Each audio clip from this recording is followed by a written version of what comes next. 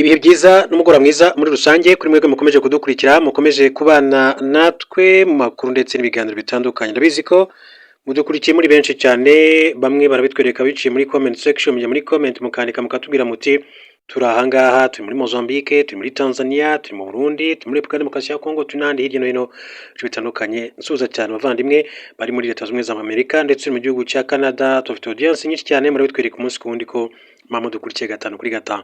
Nawe jya muri comment section y'iyo nkuru, numara gufungura iyo nkuru urebe handikirwa comment, hanyuma utwandikire utubwire ati nitwa gutya ndabakunda wenda, cyangwa se tubwire uko ubitekereza ati mperereye aha n'aha, ubundi tujye tubana amakuru yacu ndetse ibiganiro byacu bya buri munsi. Hanyuma rero hari amakuru akomeye cyane yitwa Paul Rusesabagina. Murabizi ko yari yaratawe muri yombi, aza gukatirwa n'inkiko z'u Rwanda imyaka igera kuri 25, hanyuma aza gufungirwa muri gereza nkuru ya Nyarugenge Mageragere, ariko bigizwemo uruhare na leta ya Katari ndetse na Leta Zunze Ubumwe za Amerika, afite ubwenegihugu ndetse n'ibaruwa yanditse asaba imbabazi umukuru w'igihugu cy'u Rwanda, aza guhabwa imbabazi n'umukuru w'igihugu cy'u Rwanda, biza no gutuma bagenzi be bose bafunganywe muri dosiye imwe bose baza guhabwa imbabazi bararekurwa. Icyo gihe harimo witwa Semana Callixte wise Major Sankara. Amakuru akomeye cyane kandi atunguranye cyane kuri mugoroba kuri bwana Paul Rusesabagina, nyuma y'igihe gito acecetse. Ntabwo ari igihe gito, ni igihe kinini. Nyuma y'igihe kinini acecetse, ndetse byaba byaravuzwe ko yahawe gasopo ko adakwiye komeza kwijandika muri politiki, ariko nubwo ageze muri Leta Zunze Ubumwe za Amerika asa nkaho ahinduye injyana. Ndagira ngo noneho mbabwire ko ari amakuru yenda akomeye cyane kandi avugwa kuri bwana Paul Rusesabagina uyu mugoroba, ariko akaba n'amakuru ababaje. Navuga ngo ni inkuru mbi cyane ku banyarwanda bose muri rusange. Reka ari nayo mperaho mu buryo bw'inshamake tubone kuza ku nkuru ya Paul Rusesabagina. Ni inkuru ivuga yuko umugore w'Irutsiro yatwawe n'umugezi wishe abana be babiri ndetse na sebukwe. Umugore witwa Nyirabuyange Verediana wo mu karere ka Rutsiro mu ntara y'Uburengerazuba yasanzwe yapfiriye mu mugezi wa Koko unyura hagati y'imirenge ya Gihango, Musasa ndetse na Murunda. Byabereye mu mudugudu wa Nyagahinga, akagari ka Murambi, umurenge wa Gihango, tariki ya 9 Gashyantare 2026 saa 12 za mu gitondo, nibwo abaturage basanze uyu mugore umugezi wamutsitse ku nkombe zo mudugudu wa Gitovu wa Gatovu, akagari ka Murambi, yapfuye. Ni nyuma yaho uyu mugore yari yavuye iwe tariki 8 Gashyantare agiye gusura iwabo murenge wa Musasa, bigahurirana nuko uwo munsi mu karere ka Rutsiro haguye imvura nyinshi bigatuma umugezi wa Koko wuzura. Umwe mu baturanyi be yabwiye itangazamakuru ko ubwo yari mu nzira ataha aribwo yatwawe n'uyu mugezi. Uyu mugezi kandi ni nawo wishe abana be babiri na sebukwe. Ati umugezi wa Koko wica abantu benshi, mu myaka 3 ishize wari wishe abana 3 ba nyakwigendera Nyirabuyange, ndetse ni nawo kandi wishe na sebukwe. Umunyamabanga nshingwabikorwa w'umurenge wa Gihango Rutayisire Munyabaranga Deogratias yabwiye itangazamakuru ko bakimenya amakuru biyambaje akarere kaboherereza imodoka ijyana umurambo ku bitaro bya Murunda ngo ukore gusuzuma mbere y'uko ushyingurwa. Ati ibyo abaturage bakubwiye ati nibyo, ati hariya hantu hakenewe ikiraro cyo mu kirere, ati turi gukora ubuvugizi kugira ngo kiboneke. Mu gihe kitaraboneka, inama tugira abaturage nuko igihe babona umugezi wa Koko wuzuye bajya bategereza rero ukareka mu gihe nyine wakamutse. Ikiraro cyabaga kandi kuri umugezi wa Koko cyatwawe n'ibiza mu myaka 7 ishize. Ni akarere gakunze kwibasirwa kandi n'ibiza muri rusange. Hanyuma kandi mu karere ka Nyamagabe haravugwa indi nkuru ibabaje cyane, bane bishwe n'inzoga ituje ubuziranenge, undi arahuma. Mu karere ka Nyamagabe abagabo 3 n'umugore bitabye Imana, undi arahuma, hakekwa inzoga zitujuje ubuziranenge banyoye ubwo bari bari mu kiriyo cy'umuntu waherukaga gupfa. Ibijyanye n'izi mfu byatangiye kandi kuba kwa 30 Mutarama 2026, bakomeza gupfa umwe kuri umwe kugeza ku itariki ya 5 Gashyantare 2026. Byabereye mu mudugudu wa Mujuga, akagari ka Mujuga, murenge wa Kitabi wo mu karere ka Nyamagabe. Abaturage bo muri ako gace bavuga ko abapfuye n'uyu wakurijemo guhuma ubumuga no guhuma amaso banyoye inzoga ituje ubuziranenge ubwo bari bagiye kurara ikiriyo ku muntu wari wagize ibyago. Umuyobozi w'akarere ka Nyamagabe Niyomwungeri Hildebrand yabwiye itangazamakuru ko bamaze gupfa ari abagabo 3 umugore umwe, mu gihe umwe yahumye. Ati dukeka ko bazize ibyo kunywa bihumanye. Ati 4 bagiye bapfa, ati kuva kwa 30 Mutarama 2026 naho undi kugeza ubu ati byamuviriyemo ubuhumyi. Meya Niyomwungeri yakomeje avuga ko kugeza ubu hataramenyekana aho iyo nzoga abapfuye banyoye yari yaturutse n'aho yakorewe, gusa akavuga ko umwe mu bo yateye ibibazo wahumye ari we wari uyifite ndetse ikanamwicira umugore, uretse ko ataragira ubuzima ngo atange amakuru neza.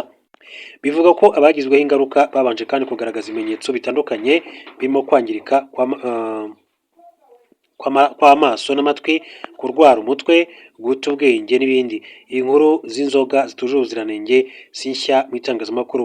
Mu mwaka ushize 2025 habayeho inkubiri yo kwica ndetse no kuzimena ku bwinshi hirya no hino mu gihugu, na bamwe mu bazikoraga kandi batabwa muri yombi, ariko ntibyigeze bicika burundu. Hanyuma kandi mu yandi makuru, mu gihugu cya Nigeria ubushakashatsi bukorwa ku mibereho y'imbwa ku isi bwagaragaje ko Nigeria iza ku mwanya wa gatatu mu bihugu birya inyama z'imbwa cyane nyuma ya Korea ya ruguru ndetse na Vietnam. Ibi kandi bishimangirwa nuko muri Nigeria ariho hari isoko rinini cyane ry'imbwa muri Afurika riherereye mu gace ka Dawaki, ndetse muri iki gihugu hari uduce twinshi cyane dufite umuco wo kurya inyama z'imbwa. Muri iryo soko imbwa iba igura hagati y'amadolari 25-45 bazigurisha nk'abagurisha ihene. Umwe mu baturage muri Nigeria kandi baganira BBC yavuze ko kuri bo imbwa ari itungo ryiza, ndetse ko abagabo babo ari bo bajya kuzihiga. Ati abagabo bagendana ibintu bikurura imbwa ku buryo zigenda zimukurikiye, yayifata bakayizanira twebwe abagore. Undi we yavuze ko batakuroga, ati urya inyama z'imbwa. Ati hari nk'umuntu ushaka kukugirira nabi akoresheje amarozi ntabwo bwagufata urya imbwa, ariko nk'iyo ushaka gutereta umukobwa kugira ngo agukunde umuha umutima w'imbwa cyangwa se umwijima. Umwe mu baganga bita ku matungo wo muri iki gihugu Dr Mark Ofua we agaragaza ko kurya imbwa bidakwiye kuko zifasha ibindi bintu byinshi. Ati imbwa zishobora kubona kanseri, ati umuntu ataranabimenya ko ayirwaye ndetse atarajya mu baganga. Imbwa zifasha kandi abana barwaye autisme nk'uko yagiye abitangaza muri rusange. Ikaze rero muri amakuru kuri Paul Rusesabagina. Minisitiri Nduhungirehe yagaye umudepite w'umubirigi washyigikiye Paul Rusesabagina. Minisitiri w'ububanyi n'amahanga n'ubutwererane Ambasaderi Olivier Nduhungirehe yagaye umudepite w'umubirigi ukomoka muri Repubulika ya Demokarasi ya Kongo Lydia Mutieber-Ngoyi washyigikiye Paul Rusesabagina uhamijwe ibyaha by'iterabwoba. Ku itariki ya 9 Gashyantare 2026 Depite Mutieber yatangaje ko yakiriye Rusesabagina ku nteko ishinga amategeko i Bruxelles mu Bubiligi, ashimira Umunyarwanda ko ashyigikira RDC mu rugamba ayihanganyemo n'ihoro rya mama 3 yise ko rugamije kwiba amabuye y'agaciro. Depite Mutieber-Ngoyi yagize ati nahuye na Paul Rusesabagina, ijwi rifite imbaraga ku burenganzira bw'ikiremwamuntu, ashyigikiye abanyekongo kandi yamagana ubugizi bwa nabi.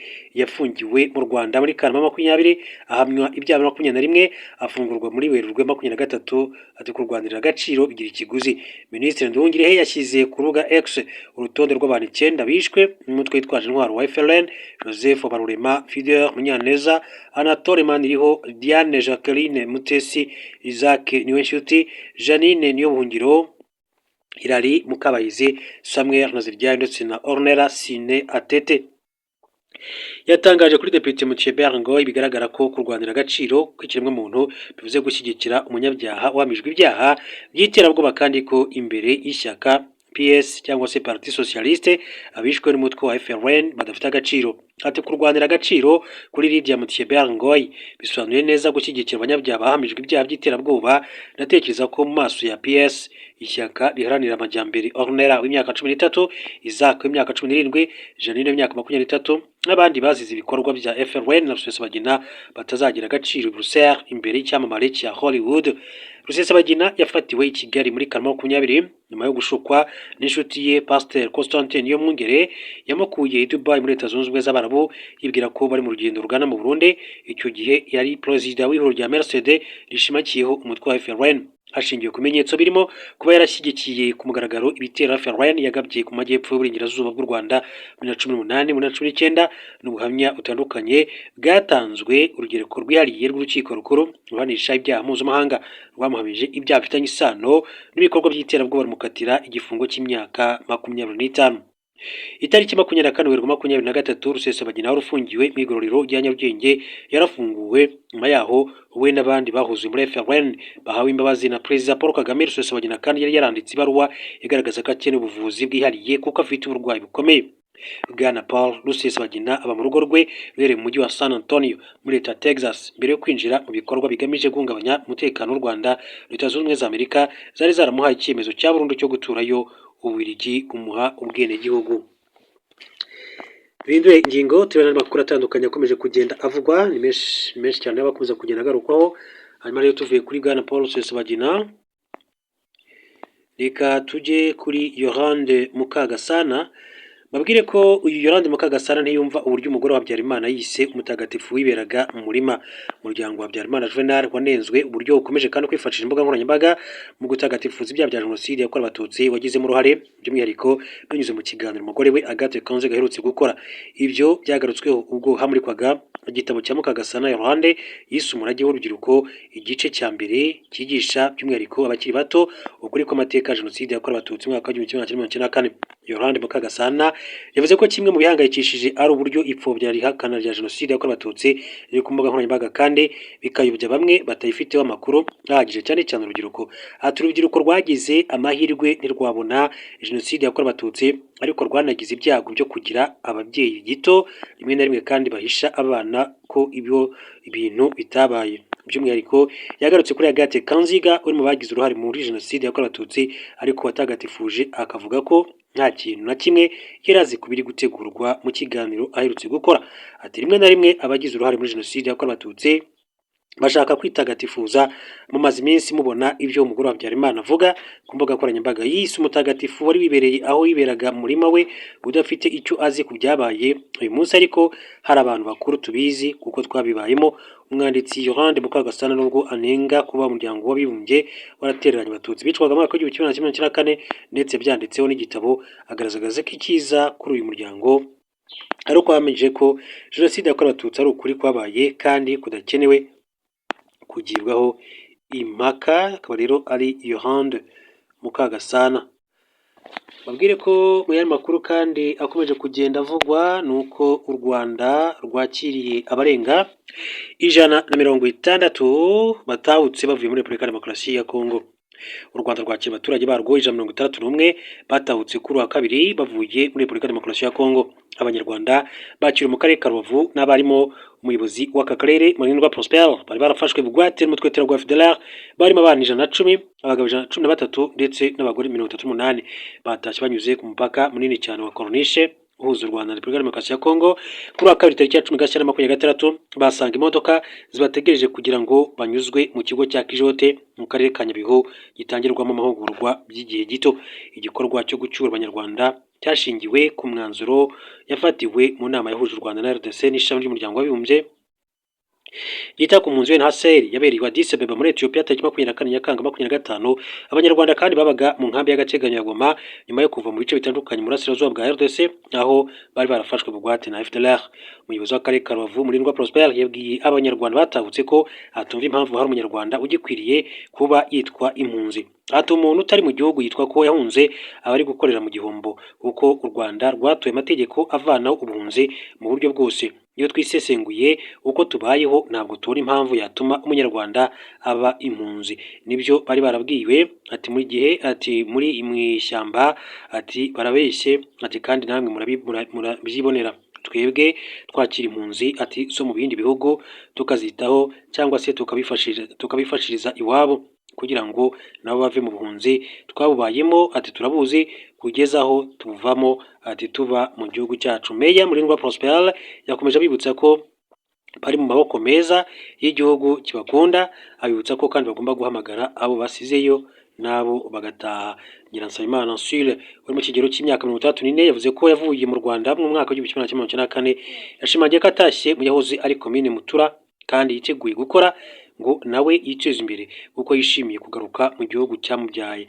Bahise kandi bajyanwa mu kigo bagiye kunyuzwamo cy'igihe gito cya Kijote mu karere ka Nyabihu. Nsabimana nibamara kandi kubona ibyangombwa bibaranga, leta izabaha impamba yo kubafasha kwinjira mu buzima busanzwe aho bahabwa amafaranga y'ibanze yo kubafasha gutangira ubuzima.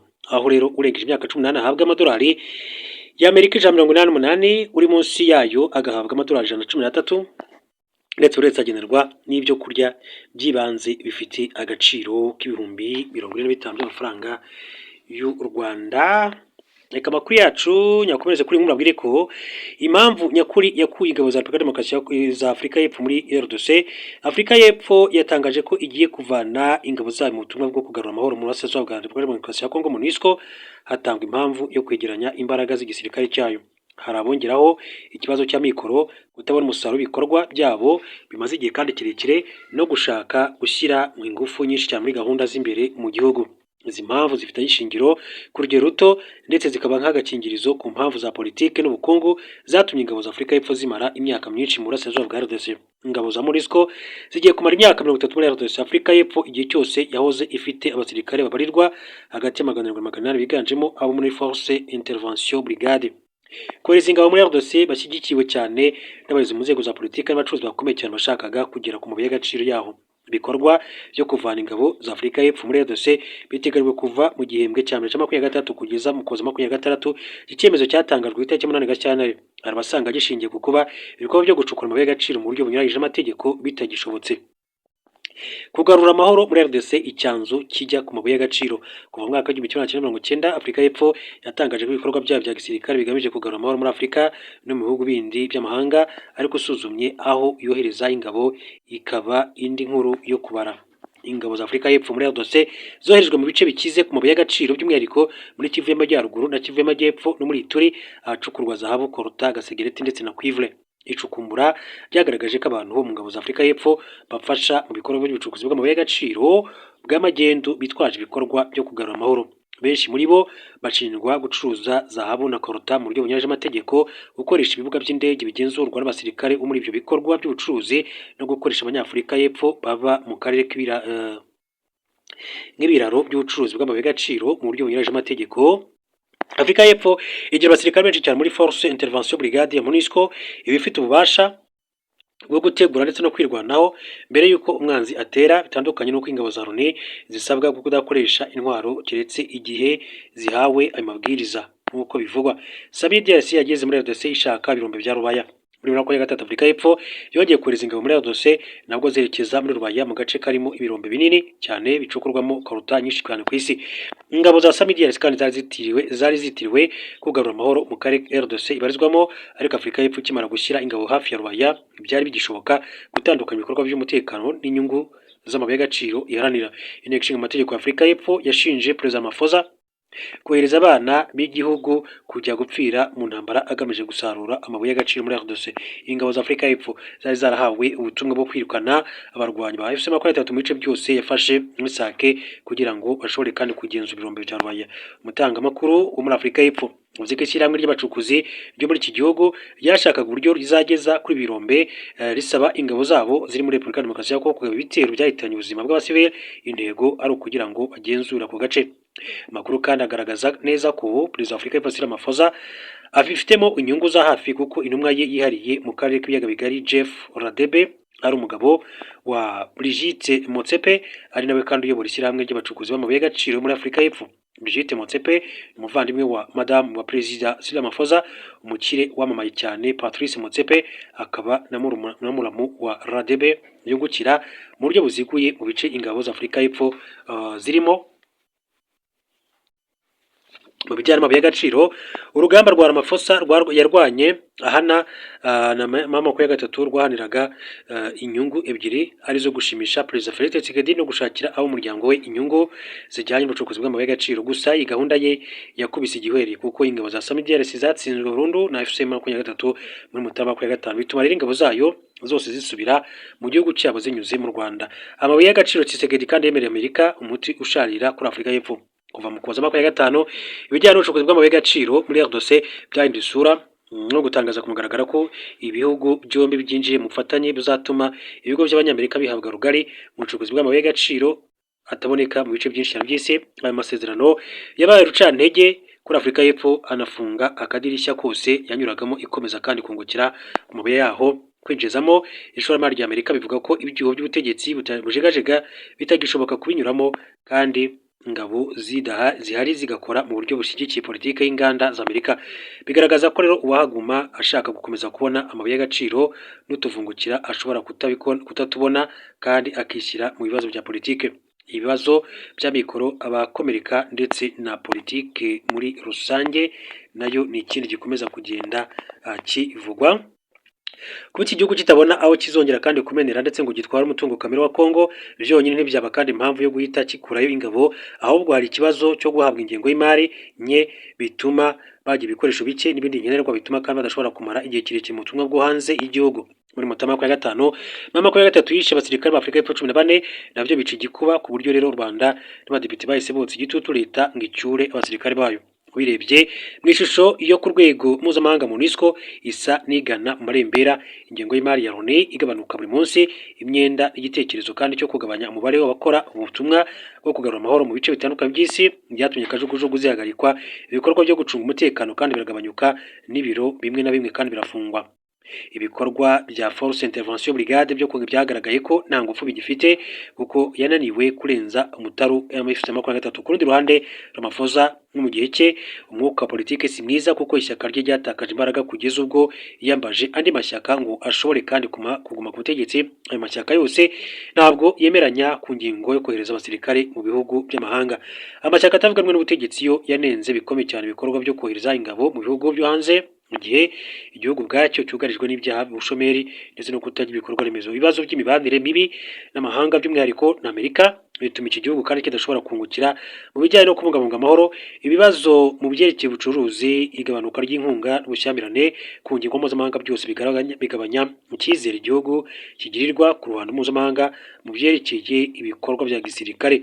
Kuba Afurika y'Epfo kandi yarakuye ingabo muri RDC bivuze ko irangira ibikorwa byayo, ahubwo ni igice kimwe kijyanye n'uko mu gihe ingabo ziri muri iki gihugu zakoraga zitirirwa kurinda umutekano bikajyanishwa n'inyungu z'ubukungu, ariko ikiguzi cyabyo kikaba kandi cyakabaye kinini ugereranyije n'inyungu zivamo muri rusange. Bikomeza kugenda bivugwa muri Repubulika Demokarasi ya Kongo. Ni byinshi cyane twababwira, ariko reka